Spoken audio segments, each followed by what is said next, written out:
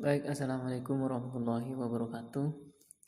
Perkenalkan, nama saya Prodi BPKN semester 3. Saya di sini akan menjelaskan tentang konsep negara. Yang mana konsep negara yaitu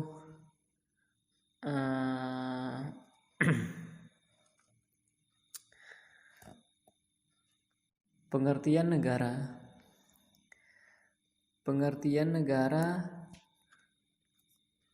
adalah organisasi kekuasaan dengan tata pemerintahan yang melaksanakan tata tertib atas orang-orang di daerah tertentu. Negara juga merupakan suatu wilayah yang memiliki suatu sistem atau aturan yang baik yang berlaku bagi semua individu di wilayah tersebut. Syarat primer sebuah negara adalah memiliki rakyat, memiliki wilayah, dan memiliki pemerintahan. Sedangkan syarat sekunder adalah mendapat pengakuan dari negara lain, sehingga dapat disampaikan bahwasanya negara adalah suatu organisasi di dalam suatu wilayah yang memiliki kekuasaan tertinggi yang sah. Negara adalah alat agensi dari masyarakat yang mempunyai kekuasaan untuk mengatur hubungan manusia dalam masyarakat dan menertibkan kekuasaan dalam masyarakat. Hakikat terbentuknya negara. Sebuah negara tidak semerta-merta berdiri begitu saja, melainkan terdapat sebuah proses yang dilalui dalam terbentuk suatu negara. Cranenburg mengatakan bahwa negara itu pada hakikatnya adalah suatu organisasi kekuasaan yang diciptakan oleh sekelompok manusia disebut bangsa. Jadi menurut Cranenburg, terlebih dahulu harus ada sekelompok manusia yang mempunyai kesadaran untuk mendirikan suatu organisasi dengan tujuan untuk memelihara kepentingan dan kelompok tersebut. Unsur negara adalah suatu syarat untuk berdirinya suatu negara. Suatu negara bisa dikatakan negara apabila telah memenuhi syarat-syarat berdirinya suatu negara.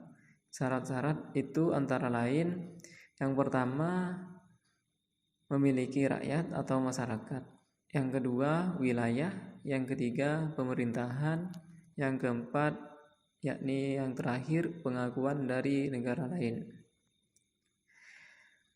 Sifat-sifat negara selain unsur-unsur yang telah disebutkan di atas, negara juga memiliki sifat-sifat diantaranya yaitu sifat-sifat negara. Yang pertama sifat memaksa, yang kedua sifat monopoli, yang ketiga sifat mencakup semua.